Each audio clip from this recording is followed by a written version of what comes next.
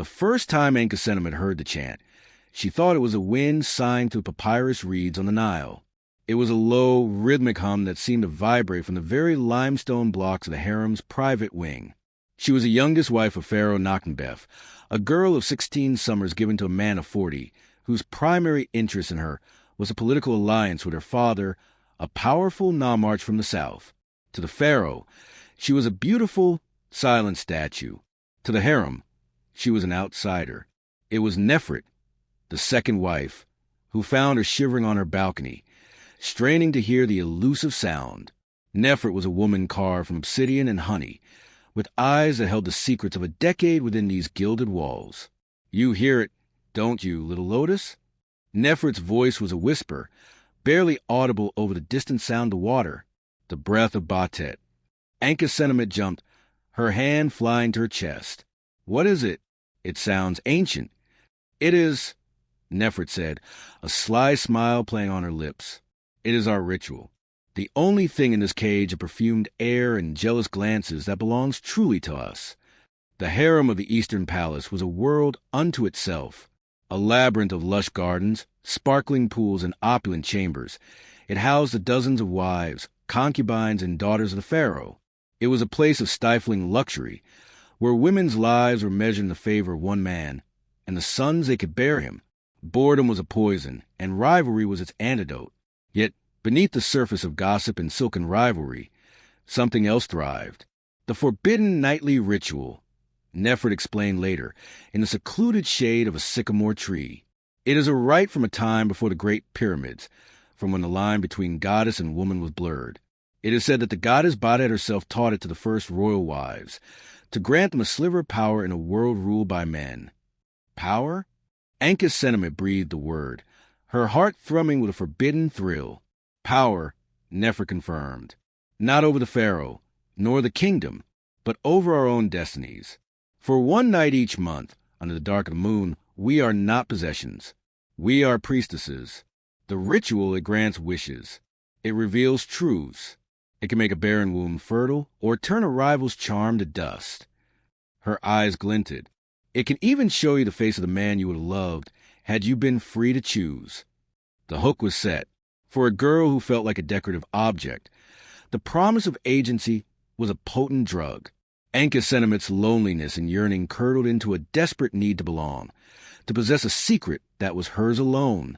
The night of the dark moon arrived, heavy and black as coal. Ankhesenamet followed Nefret through corridors she never knew existed, hidden behind tapestries depicting the journeys of Ra. They descended a narrow staircase, the air growing cool and thick with the smell of wet stone and myrrh. The chanting was louder here, a palpable force that vibrated in her teeth. The chamber they entered took her breath away. It was not a built room, but a natural cavern hidden deep beneath the palace foundations. A pool of perfectly still, black water dominated the center, reflecting the flickering light of a dozen oil lamps.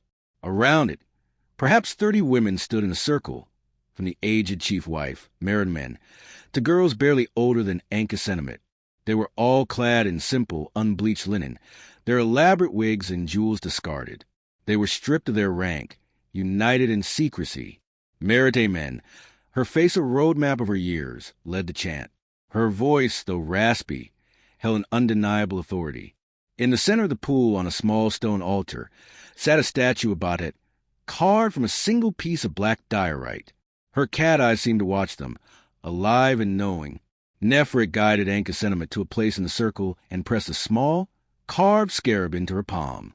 Focus your desire into this. When the chant peaks, cast it into the pool. The chant rose and fell, a wordless, primal melody.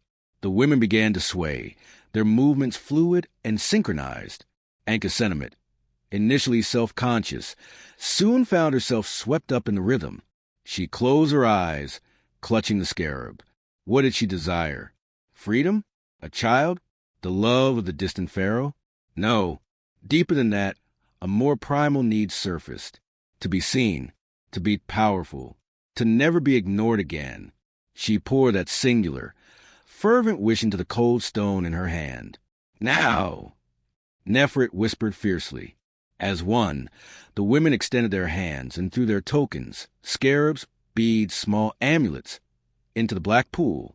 They fell with a series of soft, sibilant plops. Anka Sentiment threw her scarab. Silence descended, sudden and absolute. Everyone stared at the water. For a long moment, nothing happened. Then, a ripple began at the foot of the Batet statue. It spread, not like a natural wave, but in a perfect geometric pattern, as if an invisible lotus was blooming on the surface. And in the center of that spectral bloom, the water began to glow with a soft, phosphorescent light. A collective gasp filled the chamber. Anka's Sentiment felt a jolt like lightning up her spine. A sense of immense, serene power washed over her. It was real. The power was real. In the glowing water, she saw not a face, but a feeling, a vision of herself standing tall, speaking before the court, her words carrying weight. She saw respect in the eyes of the ministers, and something like fear in the eyes of the other wives. A slow smile spread across her face. As the glow faded and the women began to file out, silent and serene, Anka's Sentiment felt transformed. She had a secret. She had power. What she didn't see was Meridamen, the chief wife, watching her from the shadows. The old woman's eyes were not filled with the shared serenity of the others, but with a sharp, calculating coldness. She had seen the hunger on the young wife's face, a hunger that mirrored her own decades ago. And she knew, with the chilling certainty of a high priestess who had seen rituals go awry, that such unbridled desire was a flame that could easily consume the entire temple. The hook was baited, the ritual complete. But in the depths of the Pharaoh's harem, the first thread of a deadly tapestry had just been pulled. A moon cycle passed, and the gilded cage of the harem felt different to Anka's Sentiment. The air was no longer stifling, but charged with potential. The whispers of the other wives were no longer just gossip, but a current of hidden power she now understood. She walked with a new confidence, her back straight, her gaze direct. She was no longer just a young wife from the south. She was an initiate of the breath of Batet. And it worked. Her wish, her desperate plea for recognition, was manifesting. During a private audience where she was meant to be a silent ornament, Pharaoh Nachtenbeth, for the first time, asked for her opinion on a matter of trade with her native nome. Her answer, thoughtful and informed by her father's teachings, surprised him. He nodded, a flicker of genuine interest in his weary eyes. "You have a keen mind, my dove," he had said, and the endearment, though condescending, felt like a victory. Nefret noticed a change. "The favor of the goddess is upon you, little lotus," she said, her tone unreadable. "But remember, in this garden, when one flower blooms too brightly, the others seek to shade it." The warning was prophetic. The chief wife, Meridamen, began to take a disconcerting interest in Anka's Sentiment. She would summon her for long, meandering conversations about her family, her dreams, her thoughts on the gods. Her questions were like a physician's probes, searching for a weakness, a flaw in the newly polished veneer. "The ritual is a sacred trust," Meridamen said one afternoon, her gnarled fingers stroking the head of a sleek, pampered cat. "It is a vessel for our collective will, but a vessel can be cracked by a single, sharp desire. Tell me, child, what did you wish for that night?" Anka's Sentiment, schooled in courtly evasion, lowered her eyes demurely. "Only for the health and prosperity of our Lord Pharaoh and all of Egypt, great wife." A slow, brittle smile touched Meridamen's lips. A pious wish. Batet must have been pleased. But her eyes said she knew it was a lie. The harmony of the ritual began to fray. At the next gathering, under the next dark moon, the atmosphere in the cavern was tense. A new wife, a fiery-tempered girl from the western deserts named Isetnofret, had joined their circle. She was beautiful, arrogant, and openly ambitious, already boasting that she would bear the pharaoh his next heir. During the chanting, Isetnofret's voice was louder than the others, her swaying more pronounced, almost aggressive. When the time came to cast their tokens, instead of a scarab or a bead, she threw a lock of her own hair, intricately braided, into the pool. A mistake. A terrible, prideful mistake. The plop of the hair was different. Heavier. The water did not ripple out in the perfect, geometric lotus bloom. Instead, the surface churned, bubbling violently as if boiling from below. The The phosphorescent glow that emerged was not soft and serene, but a sickly, greenish pulse. The statue of Badhet seemed to grimace in the erratic light. A wave of palpable dread swept through the women. The chant died in their throats. Then Isetnofret screamed. She clutched her stomach, doubling over. "It burns!" she shrieked, her voice echoing horribly in the cavern. A serpent coils in my belly." The women stared, frozen in horror. In the ghastly green light, shadows writhed on the walls, taking on monstrous, serpentine shapes. The serene power of the ritual had been corrupted, twisted into something chaotic and malevolent. Meridiman's voice cut through the panic, sharp as a flint knife. "The ritual is defiled. She has brought an unclean offering. Contain her. Silence her." It was Nefret and two other senior wives who rushed forward, grabbing the thrashing Isetnofret and clamping a hand over her mouth, muffling her screams into terrified whimpers. They half-dragged, half-carried her from the cavern, her feet scrambling against the stone floor. The remaining women stood in shocked silence, the afterimage of the green glow seared into their vision. The sacred pool was once again dark and still, but the peace was shattered. The air itself felt poisoned. The next morning, the official word came from the palace physicians. Lady Isetnofret had been struck by a sudden, violent fever. The gods had seen fit to take her, so young. A tragedy. But Anchus Sentiment knew the truth. She had seen the terror in Isetnofret's eyes, the brutal efficiency of the senior wives. This was not a divine punishment. It was a human one. The ritual was not just a source of power. It was a fragile equilibrium that had to be protected at all costs. The cost, she now understood, could be a life. Fear, cold and sharp, replaced her early euphoria. The harem was not just a garden of women. It was an ecosystem where the beautiful and the dangerous were one and the same. The ritual was the most dangerous thing of all. A week later, the second thread snapped. The captain of the Pharaoh's guard, a grim-faced man named Mentuhotep, appeared at the harem entrance with a contingent of Medjay warriors. Their Nubian features were set in stern masks, their spears glinting in the sun. "A terrible discovery has been made," Mentuhotep announced, his voice echoing in the suddenly silent courtyard. He held up a small linen-wrapped bundle. When he unrolled it, a collective gasp went up. Inside was a lock of braided hair Isetnofret had thrown into pool, now tangled with small, crudely made wax figurines stuck with thorns. A shabby of dark magic. "This was found hidden among Lady Isetnofret's possessions," the captain declared, his eyes sweeping over the pale, frightened faces of the women. "It bears the name of the pharaoh. She was practicing the black arts, seeking to curse the living god." The accusation hung in the air, monstrous and final. Isetnofret had not just died of fever. She had been executed for treason, her death covered up by the silent machinery of the palace. But Anchus Sentiment's blood ran cold for a different reason. She had seen that lock of hair thrown into the pool. It had never been in Isetnofret's chambers. Someone had planted it. The senior wives, or perhaps just married men, had not only killed the girl for defiling the ritual, but had also engineered a posthumous scapegoat, ensuring the blame for the night's corruption fell squarely on the victim. The serpent was not in Isetnofret's belly. It was coiled in the heart of the harem itself, and its venom was now dripping into the very halls of power. The pharaoh had been shown proof of a curse, and his trust in his women, always tenuous, had been shattered.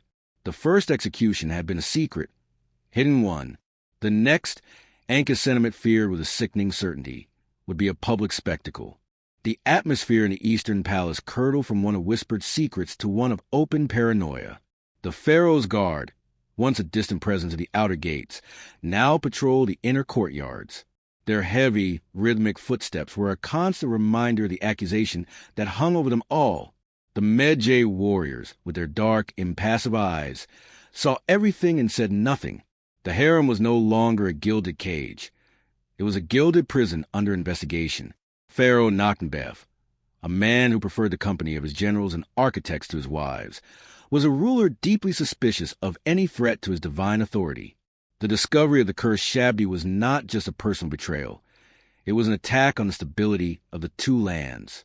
If a wife could curse him, who else might be plotting? His fear fermented into a cold, hard rage. Ankhesenemet kept to her chambers, her mind racing. The intoxicating power she had felt was now a leaden weight of fear. She replayed the night of the corrupted ritual over and over. Isetnofret's pride had been the spark, but it was Meritamen who had directed the fallout. The chief wife had become a figure of terrifying authority, moving to the harem with a new, grim purpose. She was not just managing wives. She was managing a crisis, and her primary tool was control. We must be united. Meritamen declared to a small, hushed gathering of the senior wives, including Nefret. Ankhesenemet, due to her newfound and now unwanted proximity to the pharaoh's attention, was also included. The pharaoh's men are sniffing like jackals. They must find only what we wish them to find. And what is that?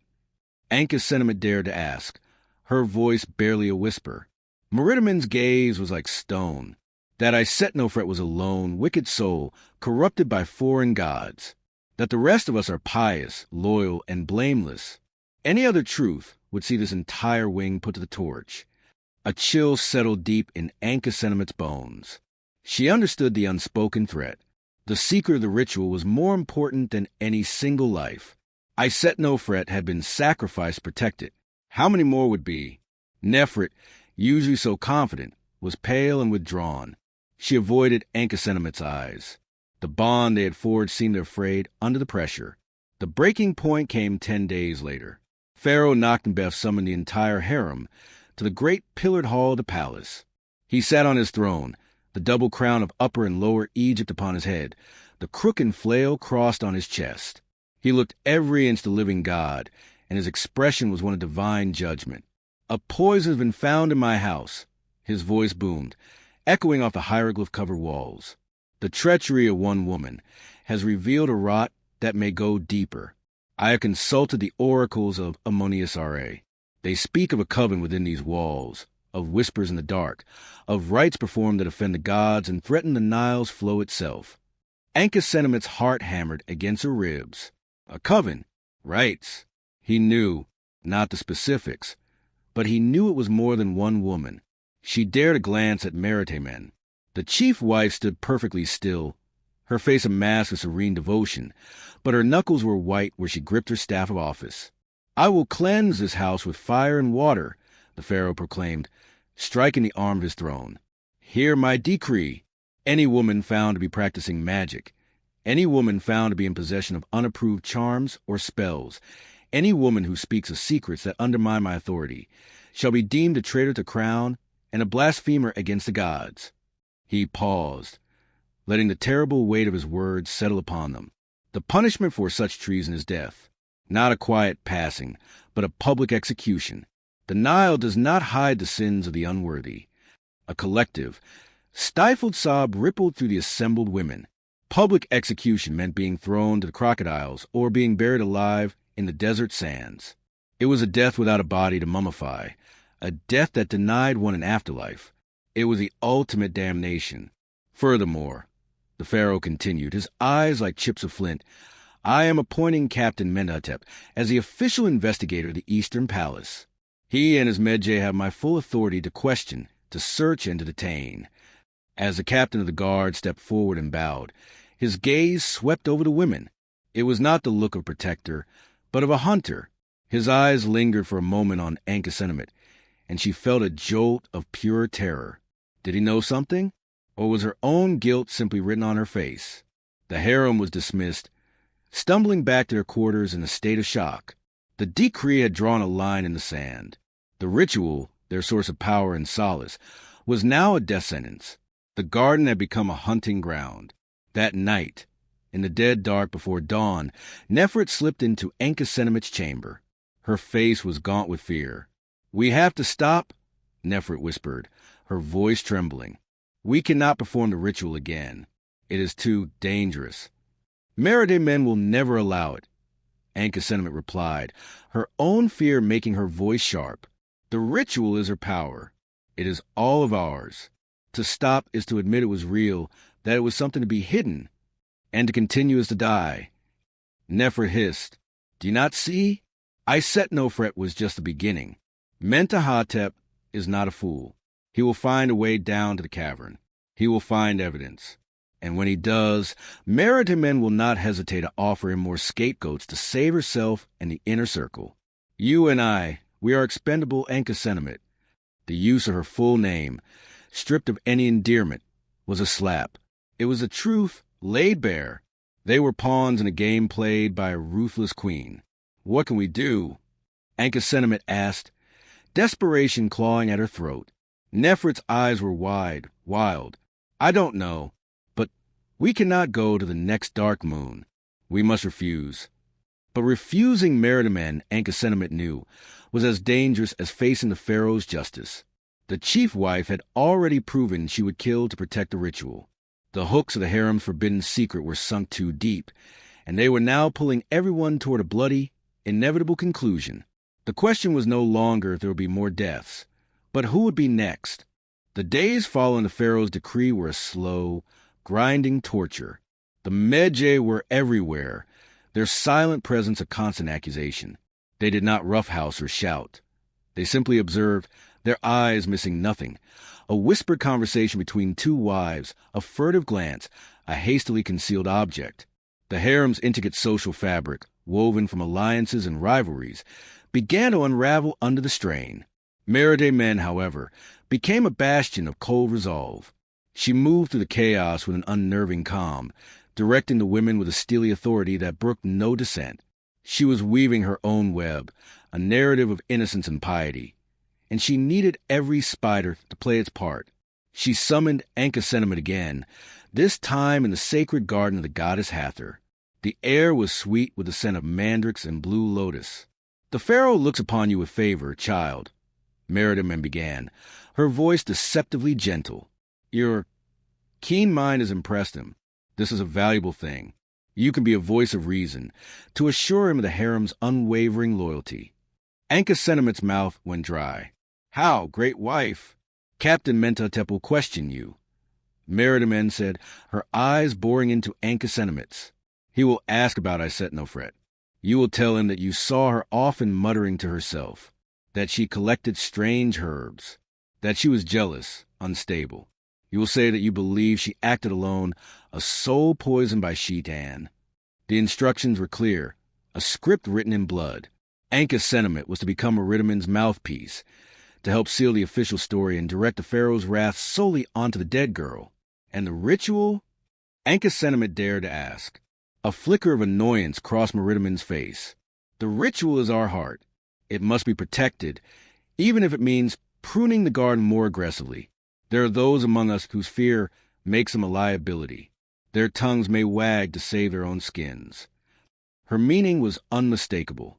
Nefret's descent had been noted. Ankhesenemit felt sick. She was being asked to not only lie, but to become an accomplice to the ongoing purge, to betray Nefret, the only person who had shown her any genuine kindness. That afternoon, Captain Mentahotep came for her. The questioning took place in a small, bare antechamber used by the guards. He was not cruel, but he was relentlessly thorough. Did you witness any unusual behavior from the Lady Isetnofret? He asked, his stylus poised over a wax tablet. Ankhesenemit's heart was a frantic bird in a cage. She could feel the weight of Meritimen's expectation on one side, and the ghost of Isetnofret's terrified face on the other. She opened her mouth to recite the lies she had been fed, but then she looked into Mentahotep's eyes. They were not the eyes of a brutish soldier, but of an intelligent, patient man. He was searching for the truth, and he would know a rehearsed story when he heard one. To lie perfectly was impossible, but a half-truth woven with fear. She was proud, Captain, Ankhesenemit said, her voice trembling with a genuine fear she did not need to fake, and knew. She spoke often of wanting a son. She sometimes spoke of the power of the old desert gods her people worshipped. It frightened me. This was all true, if carefully curated. Mentahotep nodded slowly, making a note. And the other wives, did any of them share her interests? This was the precipice. To name, no one would be to defy Meritimen. To name Nefret would be to sign her death warrant. Ankhesenemit chose a third path, a desperate gamble born of self-preservation. I do not know of interest, she stammered. letting tears well in her eyes. But I have been so afraid since she died. The Lady Nefret, she has been saying things, that we are all in danger, that the Pharaoh's decree is a death sentence for us all. She told me we should confess everything to you, to beg for mercy before it is too late. It was a masterstroke of betrayal, disguised as frightened honesty. She painted Nefret not as a fellow conspirator, but as a panicked woman on the verge of revealing everything. It protected Anka's sentiment by making her seem like a loyal wife swayed by fear, and it simultaneously isolated and marked Nefret as the next logical sacrifice for Merit-Amen. Mentuhotep's eyes narrowed slightly. He made another note. "Thank you, my lady. Your honesty is noted." When Anka's sentiment left the room, her legs were weak. She had thrown Nefret to the crocodiles to save herself. The intoxicating power she had once craved now felt like a corrosive acid, eating away at her soul. The web tightened with terrifying speed. 2 nights later, the Medjay arrested Nefret. They found a small, ankh-shaped amulet in her room, an amulet that was not part of the royal treasury, and which Mentuhotep's priests declared could be used in unclean rites. It was a plant, of course, orchestrated by Merit-Amen now that Nefret had been identified as a threat. There was no quiet fever this time. Nefret was dragged from the harem, her cries of innocence echoing to the halls, her eyes finding Anka's sentiments in a final, blistering moment of accusation and understanding. Her execution was public. From the high walls of the harem, the women were forced to watch as Nefret, the beautiful, confident second wife, was bound and thrown into the Nile from a royal barge, the water churning with hungry reptiles as she disappeared beneath the surface. The lesson was brutal and unambiguous. This was the price of disloyalty, to both the Pharaoh and to Merit-Amen. Anka's sentiment vomited over the balcony. She had gotten what she wished for. She was no longer ignored. She was seen by the Pharaoh as a reliable voice, and by Merit-Amen as a useful tool. She had power, but it was the power of a snake, earned through venom and betrayal, and it had left her utterly, completely alone in a den of predators. The ritual had promised her control over her destiny, but it had only ensnared her in a web from which there seemed no escape. The mass executions had begun in earnest, and she had helped light the torch. Silence fell upon the harem of the Eastern Palace. It was not a peaceful silence, but the heavy, suffocating quiet of a tomb. The laughter that once echoed in the gardens was gone, replaced by the sound of hushed weeping and the relentless tread of the Medjay. The women moved like painted ghosts, their eyes hollow, their spirits broken by the very power they had sought to wield. Nefret's execution had achieved its purpose. It had cowed the harem into absolute submission. The fear of Merit-Amen now eclipsed the fear of the pharaoh. She was the unspoken queen of this ruined court, her authority absolute. Anka Senemet was her prized puppet, praised for her loyalty in the captain's reports, and thus granted a measure of safety that felt more like a gilded choke chain. But the dark moon was approaching again. Merit-Amen summoned the remaining initiates to her private chamber. There were only 15 of them now, a stark reduction from the 30 who had stood by the pool just a few cycles before. The faces were grim, etched with loss and terror. The ritual must continue, Merit-Amen stated, her voice leaving no room for argument. Her own face was a mask, but her eyes burned with a fanatical light. To cancel it now would be to admit defeat. To let the pharaoh's fear destroy the one thing that is truly ours. Batet demands our devotion. She will protect her faithful. Anka Senemet listened, a cold knot tightening in her stomach. The old woman was mad.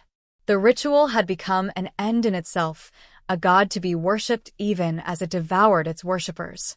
Continuing was suicide. The Medjay were too close, the pharaoh's suspicion too high. But, great wife, one of the younger wives ventured, her voice trembling. The captain, he is watching everything. He will find the cavern. The cavern is hidden by the goddess's own hand, Merit-Amen snapped. And we are protected by her will. We will go as we always have. We will cleanse the defilement of the last ritual and restore our bond with the divine. Our survival depends on it. The hook of the ritual was sunk too deep in Merit-Amen's soul to be pulled out. She would lead them all to the slaughter for the sake of the secret. The night arrived, black and starless. The journey through the hidden corridors was a funeral procession. No one spoke. The air was thick with dread. Enka felt like she was walking to her own execution, each step taking her closer to the abyss she had helped to dig. They reached the cavern. The black pool lay still and ominous. The statue of Bodhet seemed to sneer in the lamplight. The chanting began, but it was weak, faltering, devoid of the primal power it once held. It was the sound of frightened women going through the motions of a rite that had already doomed them. As the chant reached its crescendo, a new sound echoed in the cavern, clear and terrible over the weak voices of the women. The clash of bronze on stone. Shouts. The sound of many heavy, booted feet on the staircase. They had been found. Panic erupted. The chant dissolved into screams as the cavern entrance was flooded with the torches and armored forms of the Medjay warriors. Captain Mentahotep stood at their head, his face grimly satisfied. His eyes swept the scene. The women in their simple shifts, the sacred pool, the statue of the goddess. He had his proof. By order of the pharaoh, you are all under arrest for treason, witchcraft, and conspiracy against the crown. His voice boomed, drowning out the chaos. Meritamen stood her ground, a frail old woman facing down an army. You defile a sacred space, Captain. Bodhet will strike you down. Mentahotep ignored her, his gaze locking onto Enka. You, he said. The pharaoh will be most disappointed. He believed you to be different. In that moment, Enka saw the entire, terrible tapestry complete. She saw the hunger for power that had led her here, the fear that had made her betray her friend, the web of lies that had ensnared them all.